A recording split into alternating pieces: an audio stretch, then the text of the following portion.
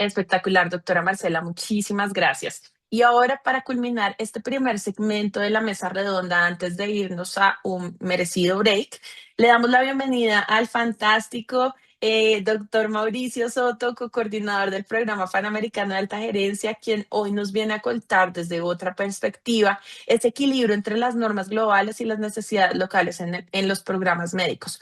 Acá quiero dejar la tranquilidad a todos los participantes que sus preguntas no pasarán desapercibidas, las enviaremos a los conferencistas para que nos apoyen contestándolas o también tendremos un espacio en el conversatorio final para abordarlas. Bienvenido, doctor Mauricio Soto.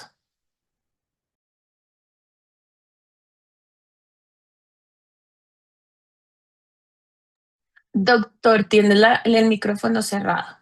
Ahí sí, y dejé de compartir, ¿cierto? No, sí se está compartiendo. Es que yo no me estoy viendo, un minuto. Ahí sí. Ahora me escuchan. Sí, perfecto. Perfecto, muy buenos días a todos. Trataré de ser breve porque soy el último de la mañana y ya sé que deben estar cansados y esperando nuestra pausa saludable, siempre tan necesaria los días sábados. Pero lo que yo les voy a entregar, más que cosas conceptuales, son reflexiones que permitan a ustedes, como futuros líderes, algunos que van a ser decanos, directores de carrera, directores de escuela, tomar algunas decisiones sobre los planes de estudio y planes de estudio y currículos de las carreras de medicina en sus respectivos países. El inicio de esta mesa redonda recibe el nombre de Equilibrio entre normas globales y necesidades locales en programa. Cuando estaba rehaciendo la clase, porque nunca doy la misma todos los años, dije en realidad no es un equilibrio. El equilibrio tiende a cero. Y pensamos en que debemos tener la misma cantidad de normas globales junto con las necesidades locales, pero nuestras necesidades locales son prioritarias muchas veces a las normas globales, por ende no puede existir un equilibrio porque estaríamos dejando de lado por colocar normas globales o llevar algunas modas que de repente existen, dejando de lado nuestras necesidades locales. Y es por eso que la quise redenominar como armonía entre normas globales y necesidades locales en programas médicos, pensando en que la armonía es una combinación de las normas, en que debe tener prioritario nuestras necesidades locales y las normas globales vienen a complementar nuestras necesidades locales. Y es por eso que lo he denominado con el nombre de armonía. Y en ese sentido, lo primero que tenemos preguntando es, ¿de dónde nace el concepto de médico global? Porque hablamos mucho del médico global, de las competencias, pero esto no nace porque hubo algunos eruditos o grandes destacados médicos que dijeron tenemos que hacer un perfil de un médico global, sino que nace de acuerdo a necesidades de la globalización de nuestro mundo. Y el primero de ellos es la globalización de los determinantes. Aquí. La globalización de los determinantes de la salud. Y lo vivimos muy claramente como con la pandemia, la reciente pandemia, ¿cierto? Que algunos ya algunos la han olvidado, todo lo que sufrimos y experimentamos en la transmisión del COVID-19, que afectó de manera local a mucho, un agente internacional afecta de manera local una comunidad. El cambio climático, como muy bien mencionaba la doctora, la migración, estamos viviendo en nuestra Latinoamérica varias ondas de migración, diferentes países que por problemas socioeconómicos y por problemas de equidad en el acceso a la salud migran a los países vecinos para buscar una mejor calidad de vida y eso trae como consecuencia un nuevo tipo de pacientes con diferentes tipos de cultura y de control y prevención de patología. O la pobreza que trascienden también la frontera. Las primeras migraciones son individuos que buscan mejores calidad en su profesión, pero siempre las últimas ondas de migración son personas que ni siquiera tienen estudio y tienen una pésima calidad en sus países de origen y buscan una mejor calidad de vida. Y por ende, su calidad de salud es diferente a las primeras migraciones en los mismos países. Y en ese sentido, ¿qué se necesita como un médico global? Se necesita un médico que entienda los factores internacionales que van a afectar la salud local. ¿Para qué? Para que él actúe de forma eficaz y ética. Eso es lo primero. Lo segundo, que se ve muchísimo es la movilidad de personas, profesional y enfermedades. Cuando hablamos de movilidad de personas, siempre pensamos en las migraciones por problemas socioeconómicos, políticos, pero no. También tenemos movilidad de personas de muy buenos recursos económicos en algunos países que necesitan buscar una mejor salud y visitan otro país. Y les quiero dar un ejemplo claro que lo vimos en el COVID, en el cual habían empresas de turismo que cobraban muy carísimo para transportar pacientes a diferentes países de nuestra Latinoamérica que sí tenían vacunas contra el COVID y que en su país no habían, y que le llamamos turismo sanitario, y que llegaban al país esa gran cantidad de personas solamente a vacunarse contra el COVID. Esa es una movilidad de personas. También tenemos de profesiones de médicos que no tienen inserción laboral en sus respectivos países o están en busca de una mejor remuneración y migran a otros países. En nuestros países, no voy a mencionar de qué países, hemos tenido cuatro o cinco ondas de diferentes tipos de médicos que llegan a buscar una mejor inserción laboral. O, como ocurre en otros, en que la gran mayoría de los médicos que son formados se van a Estados Unidos, se van a formar y la gran mayoría no retorna, se queda ahí. Y de enfermedades. El transporte aéreo, todos sabemos que se ha convertido uno de los mayores transportadores de patologías a nivel mundial. Es por eso que el COVID, y lo coloco como ejemplo, porque es lo más reciente y lo más notorio que hemos tenido y que debería estar en nuestra memoria, se expandió debido a pasajeros que eran transportados por vías aéreas a diferentes partes del mundo. Entonces, hoy los pacientes profesionales y enfermeras circulan entre países. ¿Y qué necesitamos? Esto exige que médicos tengan la capacidad para atender diversidad cultural, diferentes países, diferente cultura, comunicarse con contextos complejos, no tan solo en el idioma, sino que también, por ejemplo, en el caso de los haitianos en nuestro país, hubo profesionales de la salud que tuvieron que aprender el creol para poder comunicarse, ¿cierto? Y adaptarse a marcos regulatorios distintos. Cuando uno va a trabajar a otro país, existe otro sistema de protocolo sanitario, otro tipo de reglamento, y hay que tener la capacidad de adaptarse a ese marco regulatorio distinto. Tercero, la transformación tecnológica y el trabajo en red, lo que hemos visto de manera habitual, las redes sociales, ¿cierto? Los más antiguos somos del Facebook, después nace el Instagram, el TikTok, y hoy en día está la inteligencia artificial que está causando una gran discusión si se implementa o no en la educación médica. Se han implementado ya a nivel asistencial y a nivel de formación médica, provocando la salud digital, la ficha electrónica, por dar un ejemplo muy básico, la inteligencia artificial, que en algunos casos ya ha aparecido un chat GTP solo para médicos, en el cual está ayudando al diagnóstico, al razonamiento clínico, o como podemos ver el deep learning, en el cual la inteligencia artificial permite realizar el diagnóstico a través de la radiografía, la investigación internacional, la telemedicina, que nace o se impulsa y que era muy mal vista antes del COVID y que gracias al COVID se implementó y ahora se ha dado cuenta que permite llevar médicos o especialistas a áreas en las cuales no existen médicos, exige que los médicos sepan colaborar a través de estas redes globales. Y para esto necesitamos que el médico esté preparado para liderar en entornos tecnológicos, que él sepa lo que es la inteligencia artificial, ¿cierto? Sepa lo que es la telemedicina, sepa lo que es la salud digital en entornos diversos y que están en constante cambio. La inteligencia artificial, cuando ustedes van a las seminarios de inteligencia artificial, esto va cambiando exponencialmente de semana a semana. Todas las semanas tenemos un elemento nuevo que estaría ayudando o preparando a los futuros médicos para tener una mejor atención de salud. También está el llamado ético y social, muy importante. Frente a las desigualdades en salud a nivel mundial, se necesita que el médico esté comprometido con la equidad, los derechos humanos y la justicia sanitaria, que también lo mencionó mi predecesora. Y para esto, ¿qué se necesita? Un médico que se guíe por una ética universal, una ética que no esté influenciada ni por aspectos políticos, aspectos religiosos, aspectos económicos, para que él actúe con responsabilidad y humanidad, sin importar las diferencias culturales, sociales o económicas de los pacientes. ¿Qué trae esto como consecuencia? Todos estos factores son analizados, ¿cierto? Y sale la necesidad de crear competencias comunes para estándar internacional. Y en esto, diferentes organismos de educación médica, en que está la Federación Mundial de Educación Médica, la Organización Panamericana de la Salud, la Asociación Americana de Colegios de Medicina, la Federación de Asociación de Medicina de Canadá, promueven y generan marcos globales de calidad médica. ¿Para qué?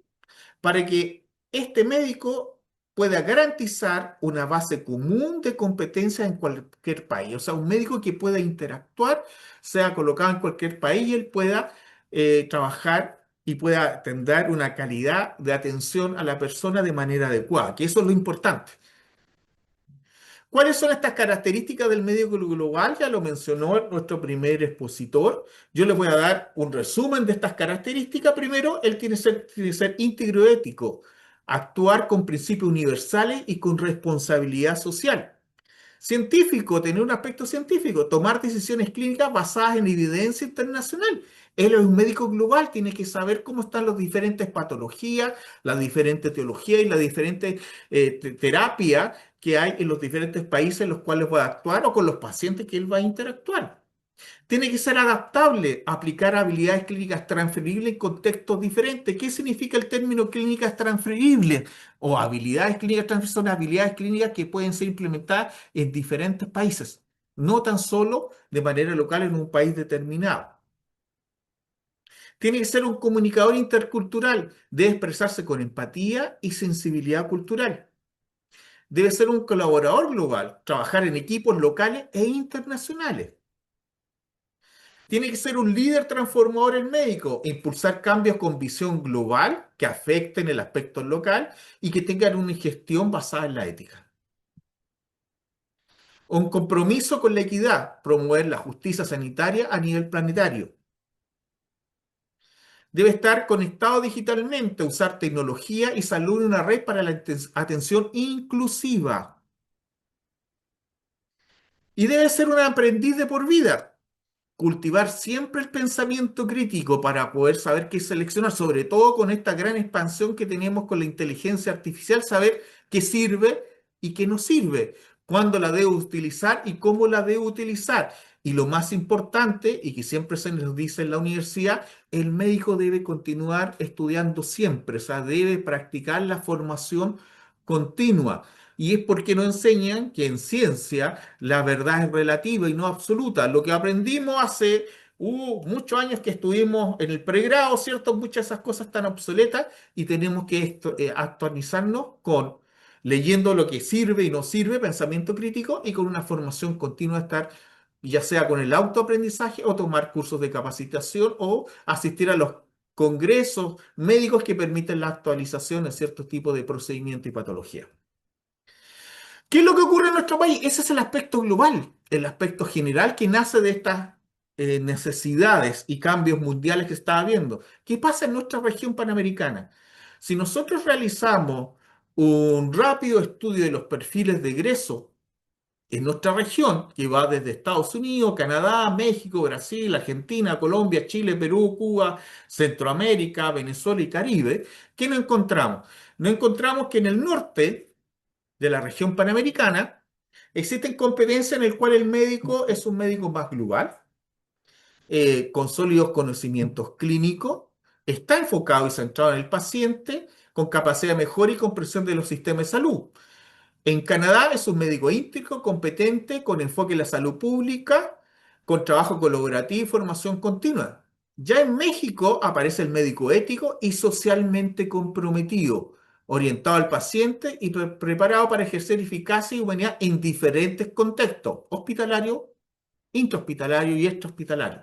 Y a partir de Brasil nos damos cuenta que aparecen los médicos generalistas, ya como definición en los perfiles de egreso y orientado o enfocado a la atención primaria.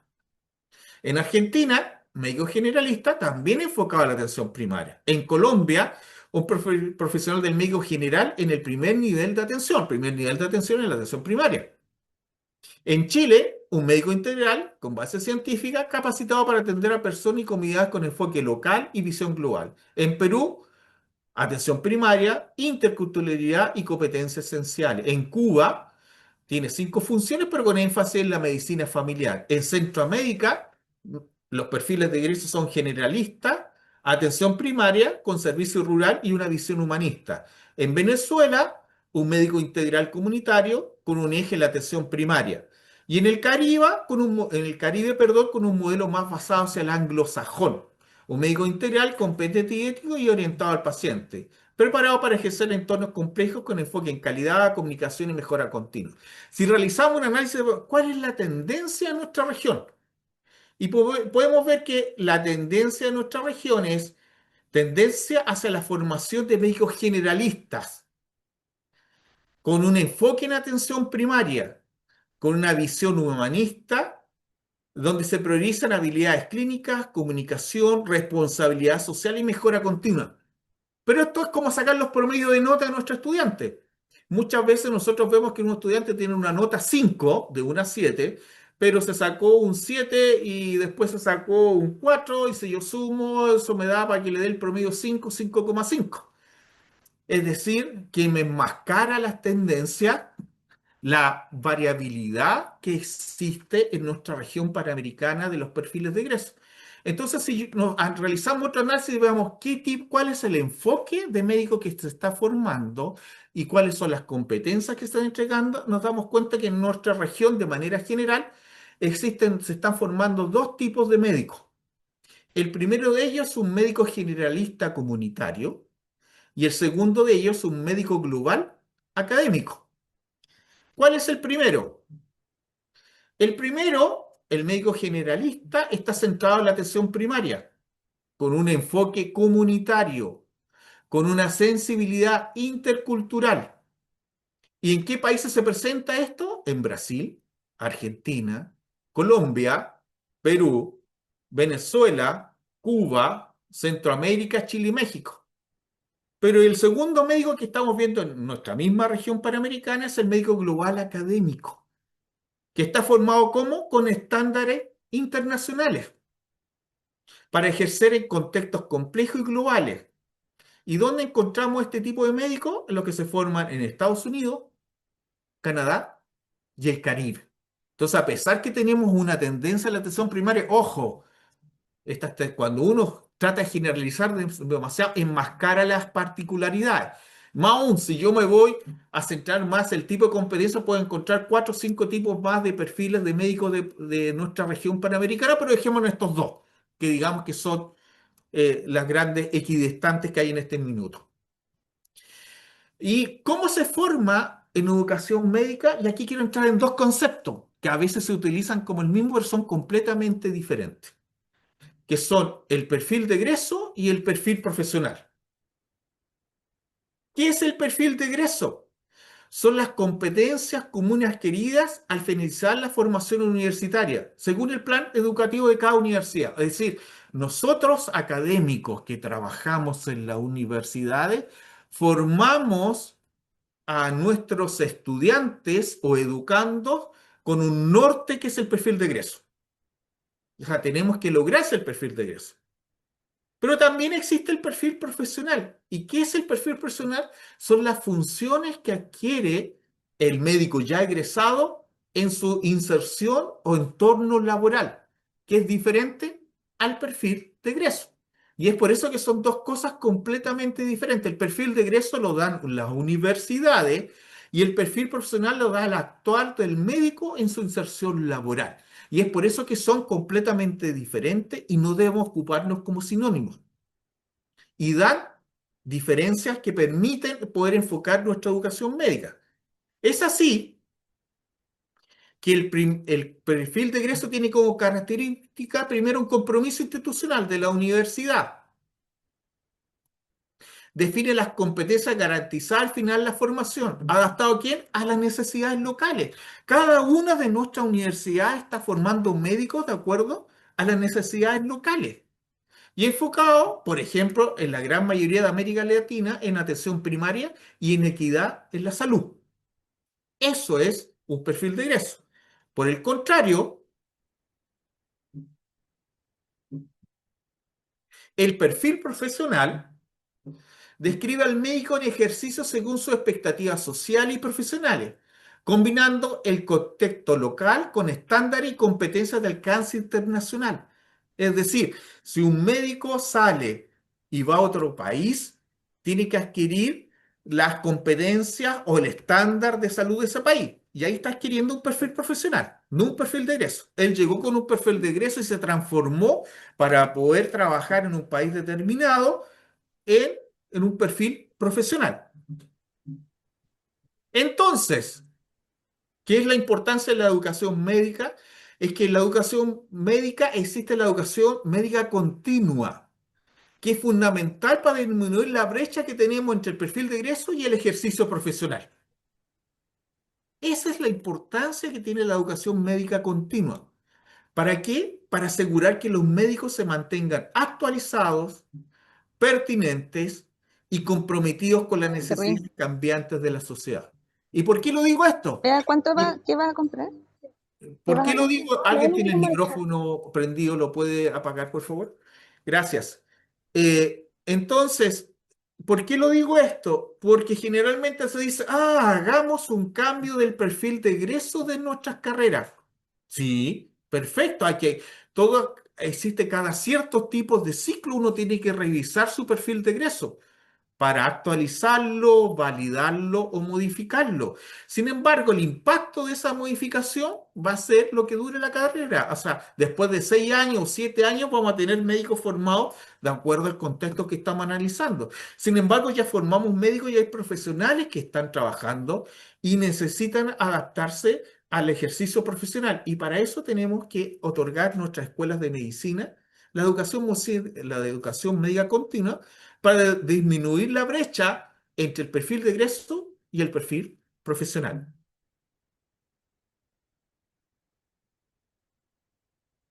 Entonces, lo que existe es la articulación entre el perfil de egreso y el perfil profesional.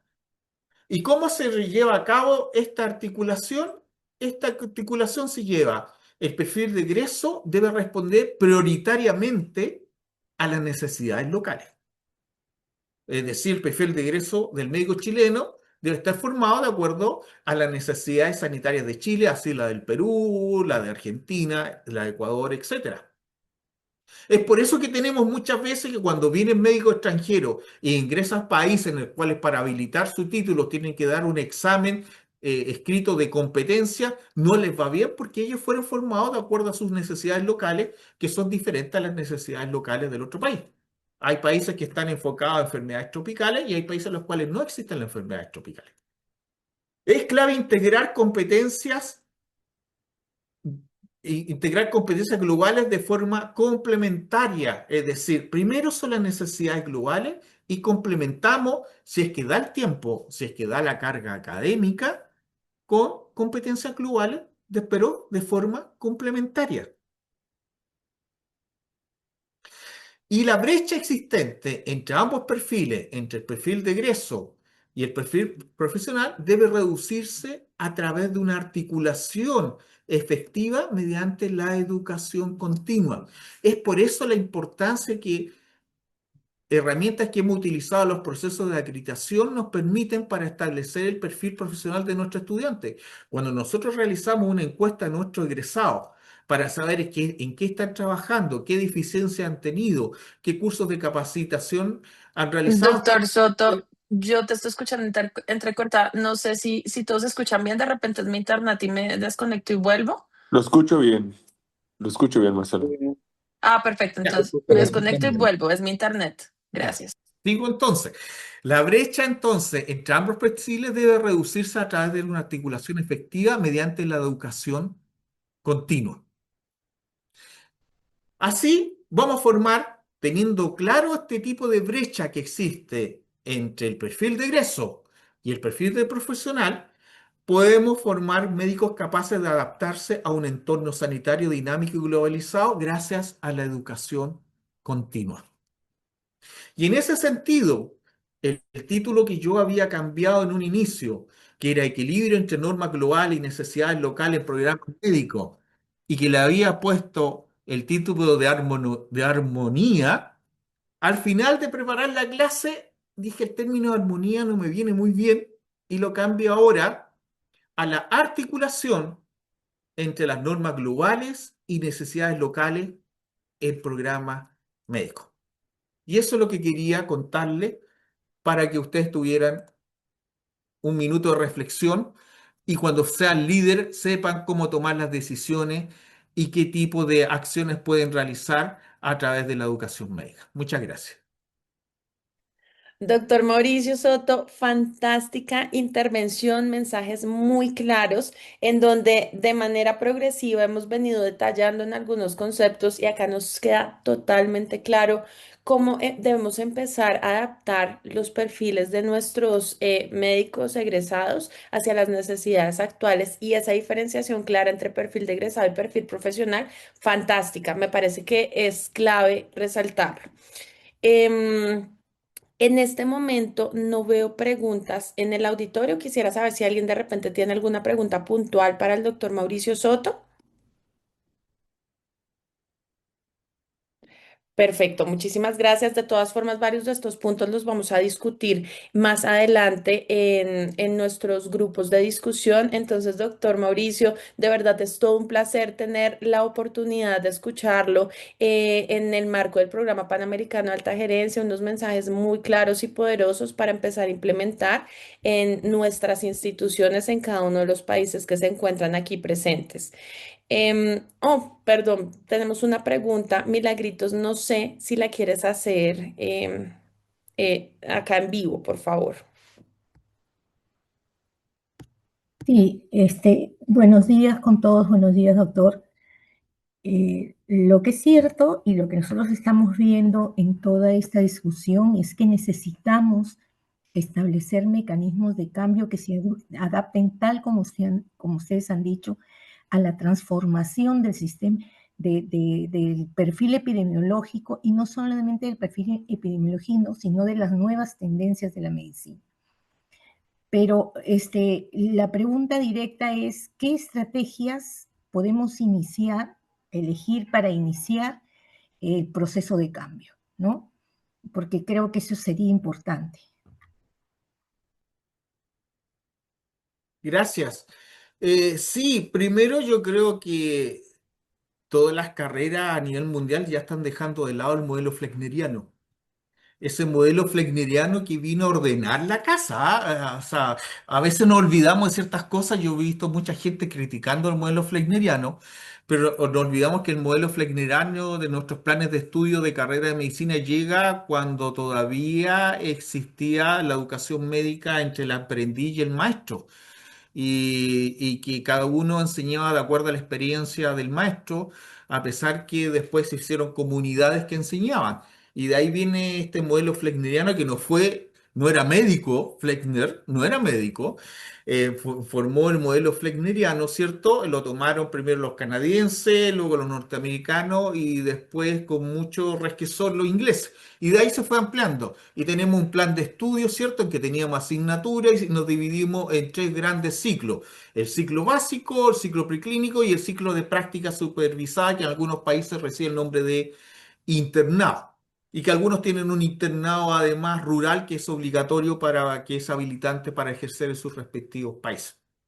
¿Quién mostró eso? Que se está formando un médico muy científico, con base científica, y que no había integración básico-clínica.